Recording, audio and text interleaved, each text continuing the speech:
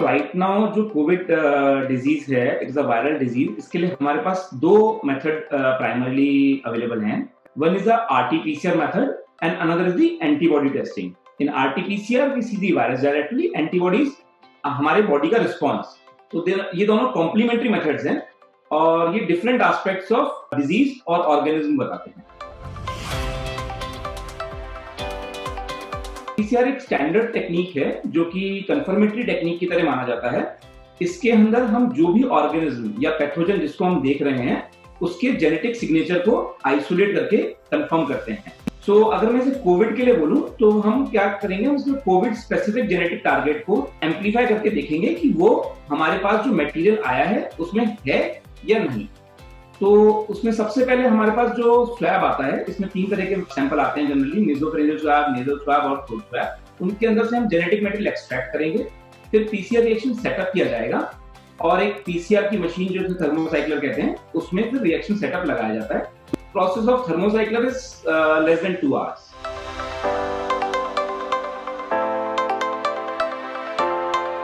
RTPCR एक confirmatory signature है, test है जो कि जेनेटिक सिग्नेचर देखता है वायरस की प्रेजेंस का, जबकि एंटीबॉडी टेस्ट है वो हमारी बॉडी का रिएक्शन देखता है उस वायरस के अगेंस्ट। जब भी हमारे अंदर कोई इन्फेक्शन होता है तो बॉडी उसके लिए रिएक्ट करती है और स्पेसिफिक एंटीबॉडीज बनाती है।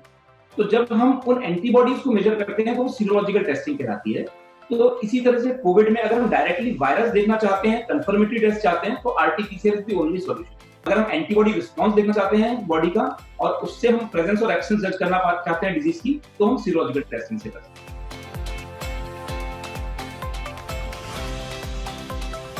एक्यूरेसी डेफिनेटली आरटीपीसीआर में रहेगी। आप इससे समझ सकते हैं कि आप एक डायरेक्टली जो मेन पैथोजन है उसको डायरेक्टली देखेंगे तो वो हमेशा ज्यादा कंफर्मेटरी होगा। एंटीबॉडीज के अंदर एक तो उनके टाइमिंग में, क्योंकि एंटीबॉडी बॉडी में जब एंटीजन जाता है उसके बाद बनती है, तो there is a time lag of it's coming positive. और कुछ हद तक स्पेसिफिसिटी का इश्यू आता है क्योंकि एंटीबॉडीज और भी बहुत सारे इन्फेक्शंस के लिए बन रही होती हैं। तो हालांकि हम स्पेसिफिक एंटीबॉडी देखते हैं, फिर भी कुछ जगह पे स्पेसिफिसिटी का इश्यू आता है।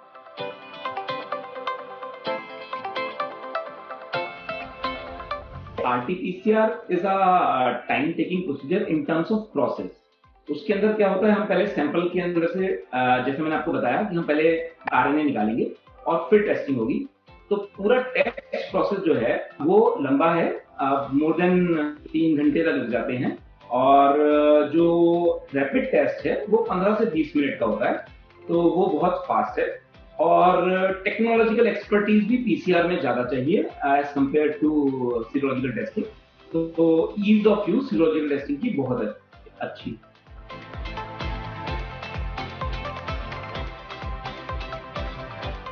देखिए, 2 चीजें हुई हैं। एक तो अब जो आरटीपीसीआर की नई किट्स हैं उनके अंदर स्क्रीनिंग और कंफर्मेटरी दोनों टारगेट्स एक साथ हैं, और प्लस सीडीएनए का स्टेप नहीं यूज हो रहा है, तो उससे पूरा 1 घंटा बच जाता है।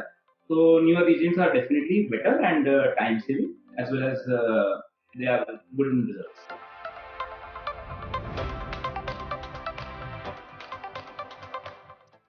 देखिए, if you talk about expertise, we do have that. हम उसको आराम से मासेस के पास लेके जा सकते हैं। 2 चीजें हैं, वन इज अवेलेबिलिटी, क्या हमारे पास रिएजेंट की अवेलेबिलिटी है। तो वो चूंकि ये ग्लोबल पैंडेमिक है तो वो रिसोर्स जो है उसका मेंटेनेंस बहुत जरूरी है स्केलेबिलिटी के टर्म्स में। हम फॉर्चुनेट है कि हमारी कंट्री के अंदर number of labs, even PCR labs भी काफी हैं और which are clinical PCR labs. तो पीसीआर भी आराम से स्केल हो सकता है, रैपिड टेस्टिंग को बहुत अच्छे स्केल हो सकती है। दोनों केसेस में हमारे लिए जो इंपॉर्टेंट है that is availability of reason.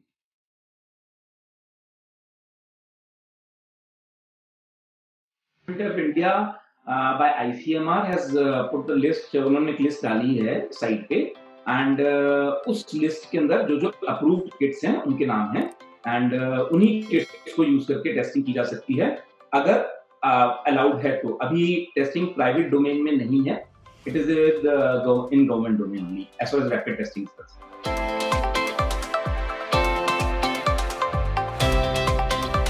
इसका ब्लड सैंपल ही होगा क्योंकि हम आईजीएम और आईजीजी एंटीबॉडी जो टेस्ट कर रहे हैं वो ब्लड के अंदर, ब्लड के कंपोनेंट सीरम के अंदर ही हमें देखना है। सो इसके अंदर हमारे लिए सिर्फ ब्लड सैंपल ही चाहिए। देखिए उसमें ना 2-3 चीजें हैं। Although it is a rapid test and card based test हैं। इसमें भी 2 टाइप के टेस्ट हैं। एक कार्ड बेस्ड टेस्ट है जिसके अंदर नेकेड आई रीडिंग होती है which are based out of colloidal gold, and IFA based card test हैं जिनके अंदर मशीन की रिक्वायरमेंट होती है रीडिंग के लिए। लेकिन question with naked eye reading also is there somewhat, there is some level of expertise required, क्योंकि कई बार क्या होता है फेंट बैंड आता है जिसके अंदर जो कि ह्यूमन प्रोटीन रिएक्शन से आ सकता है।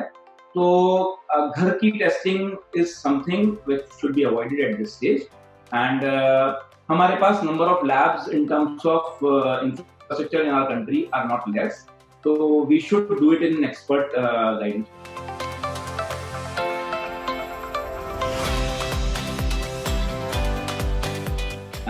आरटीपीसीआर और antibody testing are the main pillars, और इन्हीं पे ही मेन वर्क हो रहा है। There are virus isolation, virus culture, genomic sequencing, which are the other things which are being done for COVID, but they are not for mass testing. They are more for confirmation and genetic research part. These are the 2 main tests on which we are, in which the whole globe is working. Ashish, as far as जहाँ तक की sampling की बात है, तो sampling में हमारे लिए 2 रिस्पॉन्सिबिलिटीज आती हैं। एक तो जो हेल्थ केयर वर्कर है जो सैंपल ले रहा है, और एक कि सैंपल एडिक्वेट है।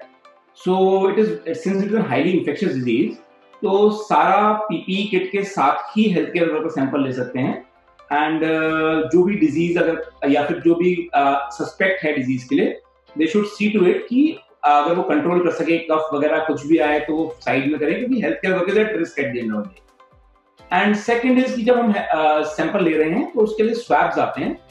चूंकि हमें पीसीआर करना है, स्वैब्स कल्चर के स्वैब्स भी होते हैं, लेकिन पीसीआर के स्वैब्स के अंदर it has to be synthetic fibre with plastic shaft. जो कैल्शियम एल्जिनेट और वुडन शाफ्ट्स वाले स्वैब होते हैं वो पीसीआर टेस्टिंग में इंटरफेयर करते हैं, तो इनहिबिटर्स होते हैं उनके अंदर। So we can not use those swabs, and immediately हमें स्वैब को वायरल ट्रांसपोर्ट मीडिया, जिसको बीटीएम कहते हैं, के अंदर रखना होता है, and it can be transported on 2 to 8 degree centigrade. अच्छी बात यह है कि वो उस टेम्परेचर पे अराउंड 48 to 72 आवर्स भी रह सकते हैं।